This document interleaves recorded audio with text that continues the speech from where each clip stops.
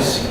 And while we're talking about the weather, let me just, maybe you'll remember it better in this context. So when we cancel, which I don't like to do, when we cancel, you'll find it on the television stations, church closings, those banners that run. And we try to put them on all the networks, the major networks, NBC, CBS, ABC, Fox. So you'll look for Crossroads, Kearney, and No Church, whatever it says. Now, if you're thinking like me, when I went to bed last night, I was going through all kinds of scenarios about how can we have church today after the weather warms up past the freezing, because that whole, timing thing was part of what was going on with the system moving through today. So I was thinking, if you were me, what would you have said? Church at noon, church at 1, instead of canceling. So just trying to tell you, you're not going to think like me, and bless your hearts if you do, but I'm going to try to do everything we can to meet together. And if 2 or 3 of us gather together, that'll be what we'll do for the day, and that'll be good. Just before I get started, too, I want to say something to the men this weekend. Coming up, Friday, Saturday, men's conference, Kearney men's conference. I was a little late. I'm usually much more well advanced in my planning, but I got my ticket this week. You just download it, guys, Eventbrite. Get your phones out now. I'll let you do that. Go ahead. Women, not your husband. Tell them, get your phone out now. Go to Eventbrite. Nobody's doing it. Oh, I see one person. Go to Eventbrite. Because I know you're not registered yet. I know you guys. You're waiting until the last minute. Go ahead. Get your phone out. Go to Eventbrite. It costs you $15, and that includes a meal Friday night. There's no better deal in town, guys. Come on. Eventbrite is the first thing that comes up when I went there. Kearney, Thy Kingdom Come. You got a teenage boy, a preteen boy.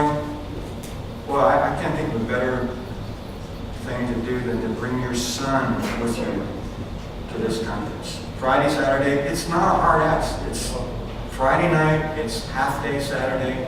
It's really easy, and it'll be good. Our band's going to be there playing, providing the music. So I see 2 people. All right. Eventbrite, got it? All right. I'm done. What's that? Watch this clip. He's going to be hit if he goes down. It's broke. These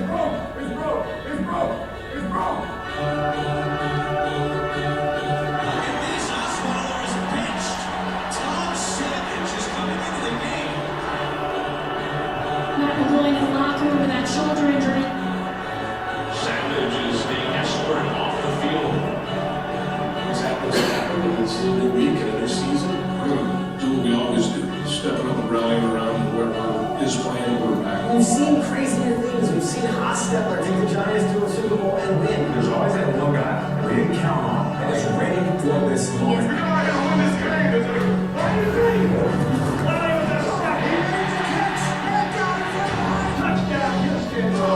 Now it becomes a chess match. Let's man up. It ain't gonna stop us. Let's man up. Next Man Up. We're going to talk to you about that this week and next weekend. Next Man Up. It's a battle cry for a lot of sports teams as they face a difficult reality of playing a game without one of their stars, their starters, their regulars. It's hard to lose anyone, but in the NFL, it's especially hard to lose your starting quarterback. But sometimes, Next Man Up turns out pretty well. Better than anyone expected. Did you know, if you watched my Facebook Live post, you've been thinking about this maybe? There have been 7 backup quarterbacks in the history of the NFL. 7 backups, started the year on the bench, and by the end of the year, led their team to a Super Bowl championship. 7 of them. Been thinking about that? Time reveal. There it is. No names, but you recognize those guys? 3 of them are already in the Hall of Fame, and 1 more will no doubtedly be in the Hall of Fame when his playing days are over. Tom Brady. Next Man Up. Next Man Up is not just a battle cry for sports. It is really a battle cry for life. You never know when you or someone you love, someone important to your family, your business, your organization, or your church is going to go down or move away or die. How do we prepare for a next man up moment? In baseball, it's referred to as the call-up. In life, we're talking about a successor. Let's face it, life doesn't begin or end with you or me. Lots of things were accomplished before we were born, and if the Lord tarries, lots of things will be accomplished after we're gone. All of us are expendable. Everybody's replaceable. If you recognize this, you're a realist. If you prepare for it, you're wise. John Maxwell said that there's no success without a successor. We're going to kind of be talking about that for the next couple of weeks. No success without a successor. Think about the biblical story. Think about the mostly unbroken line of succession. Now, if you know the Bible, you can track this with me, okay? Let's start with Abraham. I know the Bible starts with Adam and Eve. Let's start with Abraham, because I think the story of faith, at least the people of faith, the people of God, starts with Abraham. Abraham, who's his successor? People said, Isaac. Abraham had more than one son, but Isaac was the successor, right? Abraham, Isaac, who's next? His successor. Isaac had more than one son, but Jacob, whose name was changed to Israel, was the successor. Israel had 12 sons, the 12 leaders of the 12 tribes of Israel, the nation Israel. Who's the successor of the 12? That's a little bit harder to debate. I think Joseph, who said that? I think somebody said that. If you follow the narrative in the Old Testament, it's the Joseph narrative that kind of comes centerpiece, center forward. Joseph, and then there's this lull, right, before the next person, significant person, and that's Moses, right? Moses is the redeemer, the emancipator, the one who sets the people free after 400 years of bondage. Moses, he's got a successor. Who's that? Joshua. And then there's the period of the judges. Those guys with names, there's several of them, are known as the judges. And then that's followed by the period of the kings. And Israel had a divided kingdom. There was a northern kingdom, southern kingdom, sometimes a united kingdom, and everybody had a king, and some kings were good, some kings were bad. One person referred to it as the sawtooth history of Israel. Good king, bad king, good king, bad king, good king, bad king. Running parallel with the kings are the prophets. And usually the prophet was kind of paired up with a king, and the prophet's job was to keep the people of God on task, on track, doing what God wanted them to do, the prophets. And the prophets had their successors. Jesus, interesting, this prophet, priest, king. He comes as the one above all. But if you want to track this succession in the New Testament, you start with John the Baptist, right? Who's his successor? Jesus. Who's his successor? The disciples, I would say. Peter, maybe. That's an okay answer. We'll accept that. But the 12 disciples, I would say. It's up for debate. The 12 disciples, and then the church. Right? Book of Acts. Which brings us to us today. So, let me ask you, where are you in the story? Are you in the game? On the bench? In the stands? Watching from home?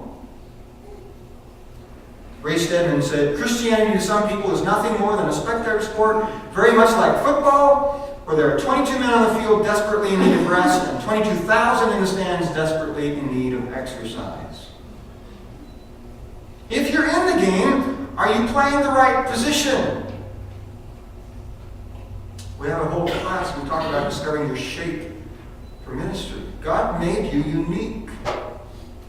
Pastor Jay has a different shape, not just physically, but, than I do. Jay played, I think right end. I played left out.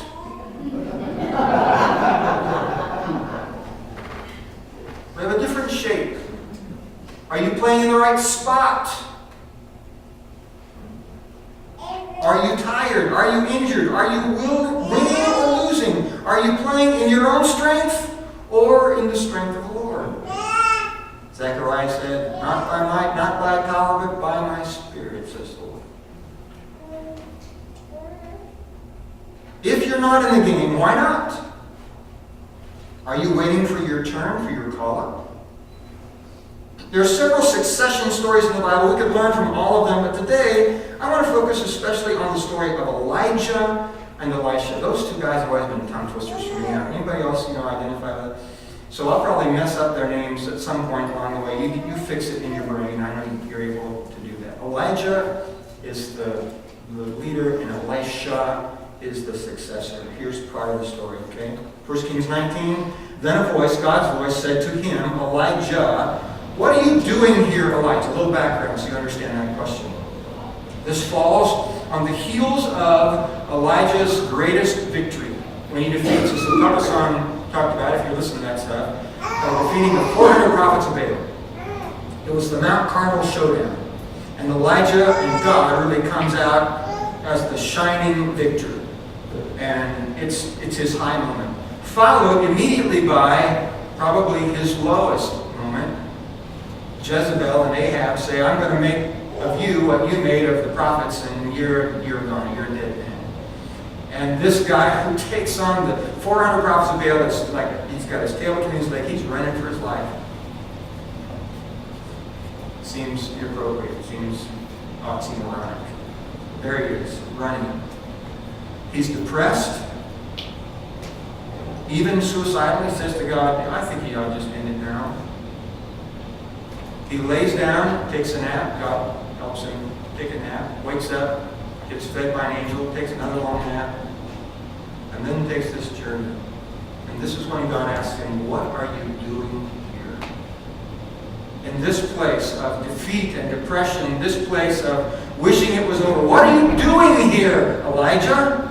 He replied, I've been very zealous for the Lord God Almighty. The Israelites have rejected your covenant, broken down your altars, put your prophets to death with the sword. I'm the only one left, an overstatement, but preachers are prone to that. He's not the only one left, and God's going to tell him about that. But he thinks he is. He feels like he is. I'm the only one left, and now they're trying to kill me. The Lord said to him, go back the way you came. If you end up in a place you're not supposed to be, it really is a good life lesson to go back the way you came. Sometimes we try a different way. We end up in this place and we think, well, I'll just plow through, or I'll find some other way. The best way, if you end up in a place you shouldn't be, is to about face and just retrace your steps and go back the way you came. Undo those mistakes. Say you're sorry. Make your apologies. Go back the way you came. We don't like that. That's good advice. Go back the way you came and go to the desert of Damascus. When you get there, anoint Hazael, king over Aram. Also anoint Jehu, king over Israel, and anoint Elisha to succeed you as prophet. Skip a little. So Elijah went from there and found Elisha. He was plying with 12 oxen, 12 yoke of oxen, and he himself was driving the 12th pair. I didn't understand this. Somebody explained it to me. So the picture is there are 12 guys out in the field farming. Elijah's on the back of the line. Everybody's got a team of oxen. Can you picture that now? He's farming the field much the way that we would get snow plows, staggered, one behind another. That's the picture I get. Elijah's out farming the field. He was plowing with 12 yoke of oxen. He himself was driving the 12th pair. Elijah went up to him and threw his cloak around him. I think Elisha understood by that deed, by that action, that he was being chosen. You've seen athletic teams, when they make a substitution, a guy will come with a warm-up jersey or a towel and give it to the guy he's replacing. Have you seen that? Somebody nod your heads and tell me you've seen that. Nobody's seen that. We need to go to Kearney soccer games because that's how they do it. Okay? The towel, the warm-up jersey, you're coming out, I'm coming in for you. Here's the cloak around the shoulders. That's what was going on. He threw the cloak around him. Elisha then took his oxen and ran after Elijah. "Let me kiss my mother and father goodbye," he said, "and then I will come with you." "Go back," Elijah replied. "What have I done to you?"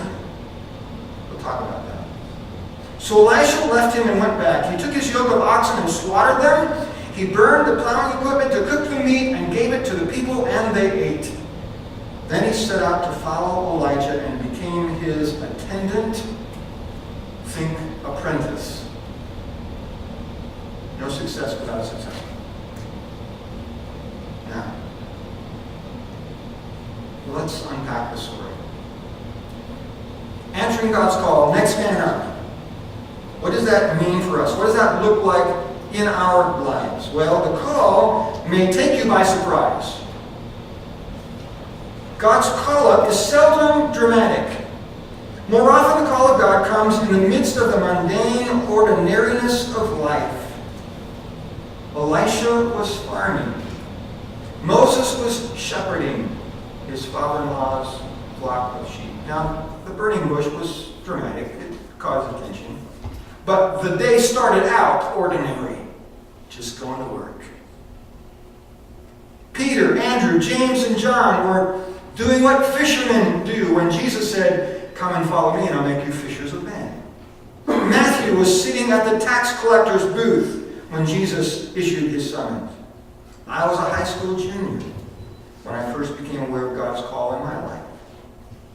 My call was very ordinary. Nothing flashy, no burning bush, no angelic choir, no signs in the heavens. Just an awareness that God wanted me not just to live for Him, but to work for Him. That's the surprising part, how normal it all is. Do you think it's normal for God to want to use you for His purposes? For His work? I'm of the mindset that I believe that there is a special, there's a different calling on those that God says, "I want you for vocational ministry. I want you to serve me, serve the church with your life, and for that to be your livelihood." To do that as a vocational call to ministry. But honestly, don't you think that God wants all of His people to be serving Him somehow, some way? And to be serving His church, to be engaged in the mission of the church? God's call is for everyone. Does that seem odd to you? That God would want to call you, use you for His work? It's very ordinary. Don't be surprised if God issues His call to you on a Monday afternoon in the middle of a very ordinary day. Secondly, the call, this next man up call, requires full commitment. The exchange between Elijah and Elisha in verse 20 is difficult to understand. Throws his cloak around his shoulders. Elijah says, wait right here. I'll be right back. I just want to kiss mom and dad goodbye. Elijah says, go back. I don't know. What's up with you? Loose translation. What is that about? Is it a rebuke? There is a similar story in the New Testament. Maybe you've heard it. Luke 9, they were walking along the road. A man said to Jesus, I'll follow you wherever you go. Jesus said, foxes have holes, birds of the air have nests, son of man has no place to lay his head. Be careful what you sign up for. Right? He said to another man, follow me. The man replied, Lord, first let me go and bury my father. Now, William Barclay talked about this as an issue of day-by-day delay. It wasn't a father who was sick. It wasn't a father on the deathbed. It was just, I want to postpone to following you, Jesus, and when my dad dies, then I'll come. He's not sick. He's not on his deathbed, but when that comes, a year from now, 10 years from now, 20 years from now, then I'll follow you. And Jesus says, well, let the dead bury their own dead. But you go proclaim the kingdom of God. Still another said, I will follow you, Lord, but first, this is going to sound a lot like Elijah and Elisha, but first, let me go back and say goodbye to my family. Does that sound like Elisha?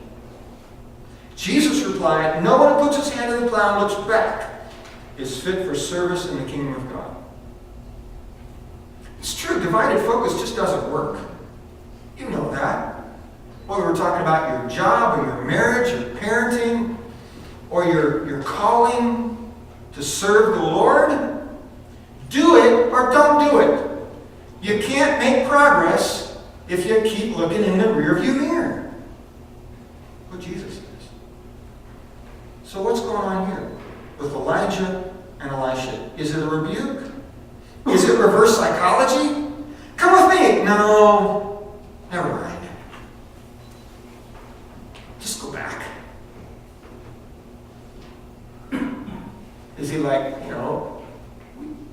any parent not use reverse psychology on your kids? Because if not, you're missing one of the tools in the toolbox.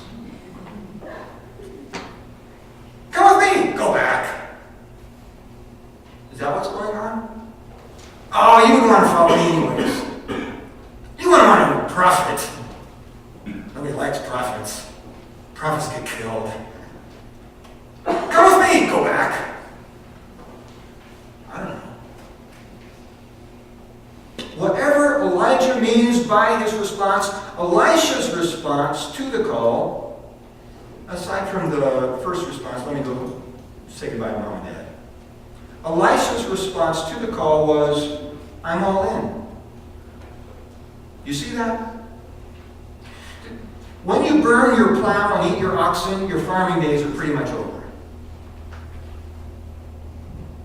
Hello? Working for God and straddling the fence don't go together. Moses left the sheep. The disciples left their boats and nets. Matthew left the tax collector's booth. Peter asked in Matthew 19, we've left everything to follow you. What then will there be for us? What's in it for me, Lord? Is there any benefit? Jesus said to them, I tell you the truth, everyone who has left houses or brothers or sisters or farm, father or mother, children, fields for my sake, will receive 100 times as much and will inherit eternal life. The modern church, at least in North America, in my opinion, is largely ineffective today because we're trying to juggle too many balls. We're in, we're just not all in. What would you need to sacrifice to be all in for God? A great missionary said, there's no success without sacrifice. If you succeed without sacrifice, it's because someone has suffered before you. If you sacrifice without success, it's because someone will succeed after you.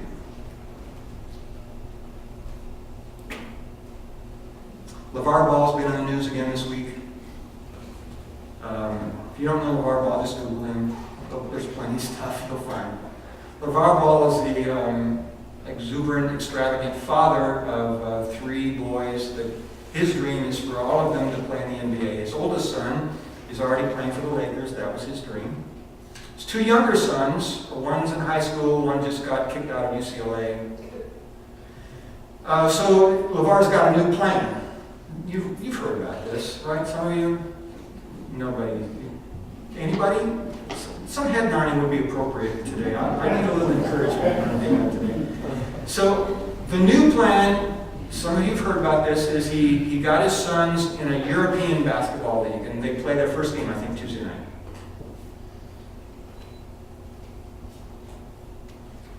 Took them out of high school, took them out of college. The dream is the NBA. Here's the next step. Get them playing in Lithuania, of all places. LeVar Ball was asked about it. He said this, I don't have a backup plan, as in the plan to get all 3 of my boys in the NBA. I don't have a backup plan. It's not 80-20. He said, I'm all in. What about you?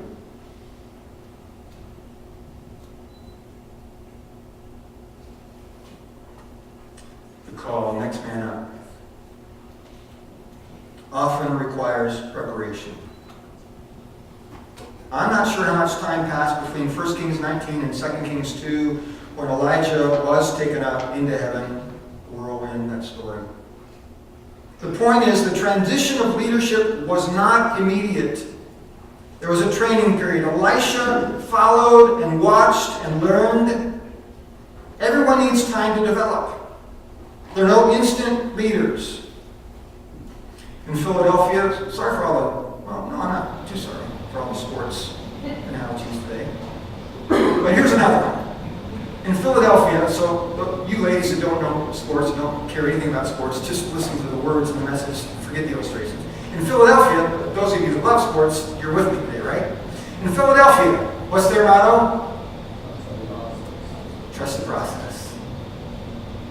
They've been talking about trust the process for 2-3 years now, and this year, it's looking like it's going to pay off. Joel Embiid. Did he play at Kansas? Am I right? Joel Embiid is finally putting together, he's having a healthy season so far, mostly. Ben Simmons, they're the new dynamic duo out in the NBA in Philadelphia. Trust the process. Trust the process. What's true for the 76ers is true for the rest of us. But what does that process look like? Now, I think you know this intuitively. I think probably somebody has taught you this, but just in case, let's go through this next slide. So this is from a book called Exponential, and it's all about multiplying leaders in order to expand the kingdom of God. If you're interested in that kind of stuff, I recommend the book. It's called Exponential. Okay? But the idea is this is drawn on a napkin, so that's kind of why it looks that way, right? But here's the process of how you train the next man up. Well, I do, you watch, we talk. Does anybody not understand those words? You still with me? Next step. I do, you help, we talk. This is not hard, I'm just explaining it to you. Okay, the next step. You do, I help, we talk. Have you noticed a common thread in all of these steps? It's not, we don't take things for granted, we talk about it. What did you see? What did I do? How did that work? What can you learn? What can you do better next time? Step 4, you do, I watch, we talk. Everybody read step 5 with me. Can you see it from the back? If not, you're sitting too far back. You do, someone else watches. We've just expanded another generation of successors. We went from second generation to third generation in one step. All right? The little graph at the bottom is about multiplying leaders. Here's what it looks like if everybody does what's on the top of the page. To start with 10 leaders. And if everybody multiplies their life in someone else, and you do that year after year after year, after 1 year, 10 leaders becomes, you can do the math here, right? Becomes how many? 10 leaders duplicating themselves in 1 year's time becomes how many? 20. 20 leaders duplicating themselves in 1 year's time, another year's time becomes how many? 40. 40 leaders becomes how many in another year's time? 80. 80 leaders becomes 160. 160. In 5 years' time, 10 leaders become 320 leaders. Don't you hate graphs like this? I had whole life insurance when I was young, and I learned that lesson. Yeah, those illustrations presume something. Everybody's going to do what everybody should do. It's going to work out just the way everybody wants it to. Well, why not? When we're talking about this, does that sound impossible? Out of the realm of, well, I could never duplicate my life in another person, not in a year's time. Really?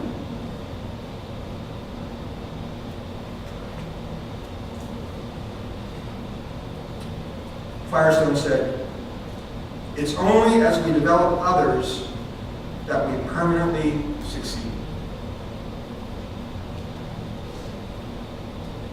It's only as we develop others that we permanently succeed.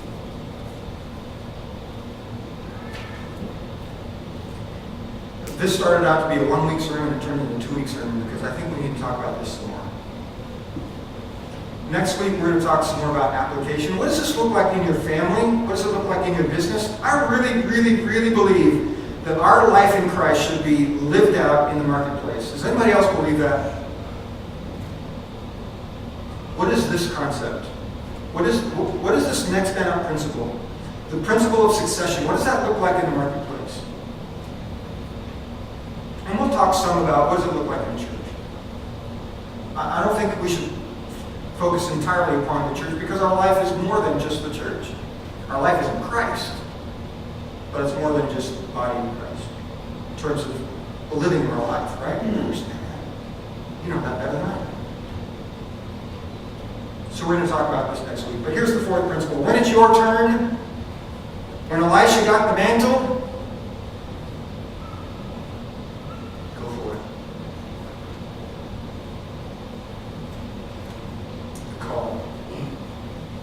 Call up. Next man. Sorry, ladies, I wanted to make this, gender non-specific, but the clip was next man up or next woman up. It's in your outline, but I haven't said that over and over. You understand? Are you ready? Have you heard it? What are you doing with God's call?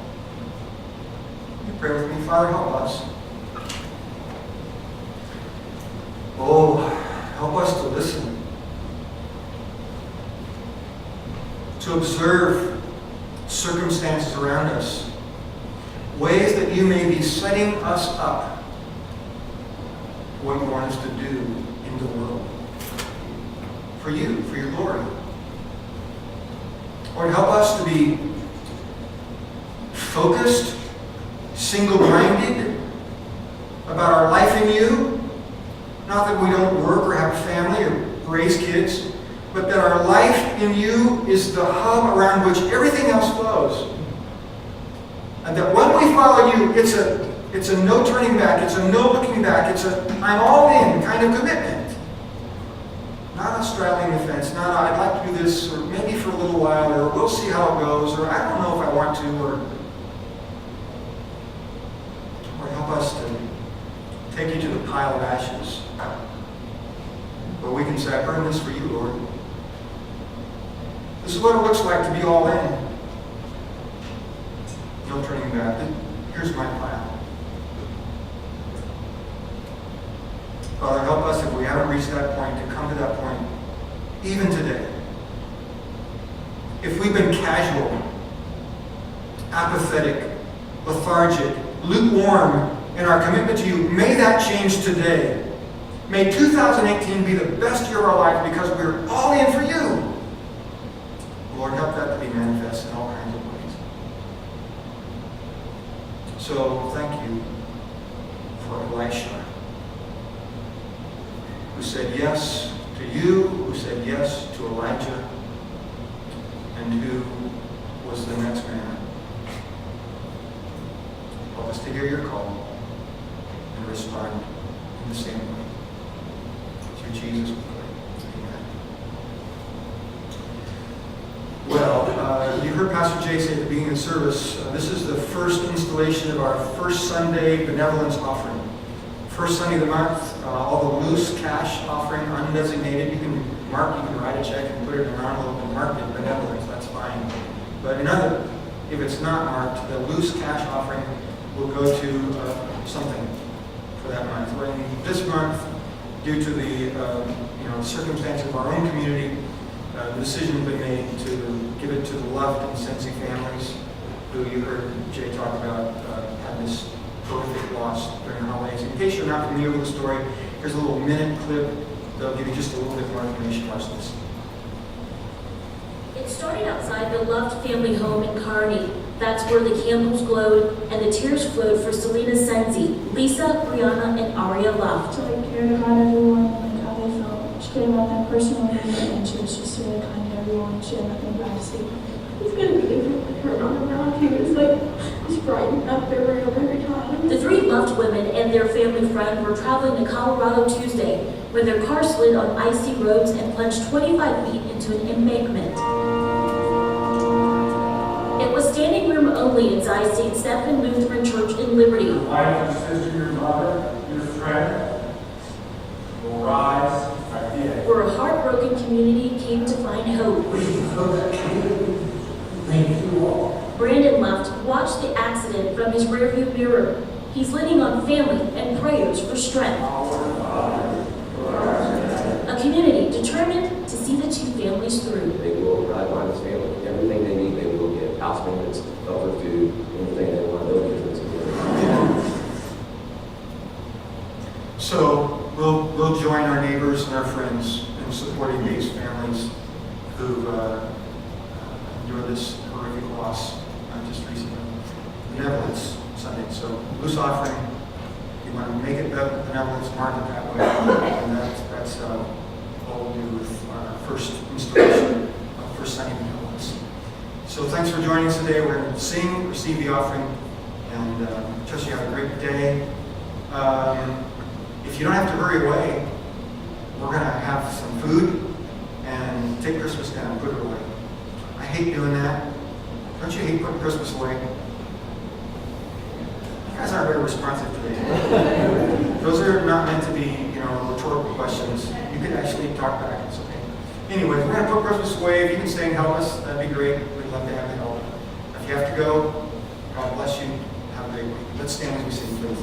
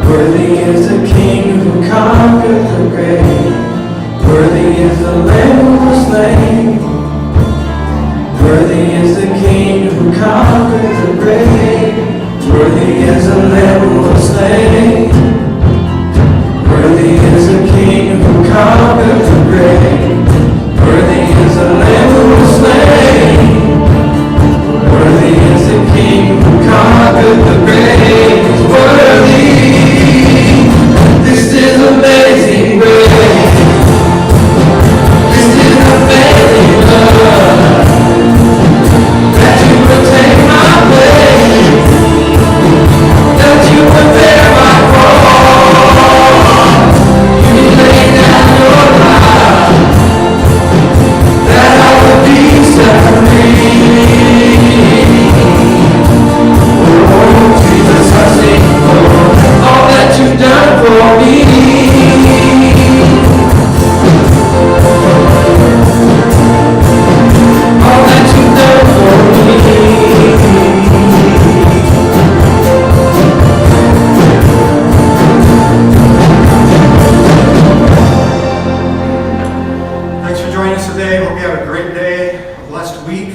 great new year, and may Christ be the focus, the center of all you do.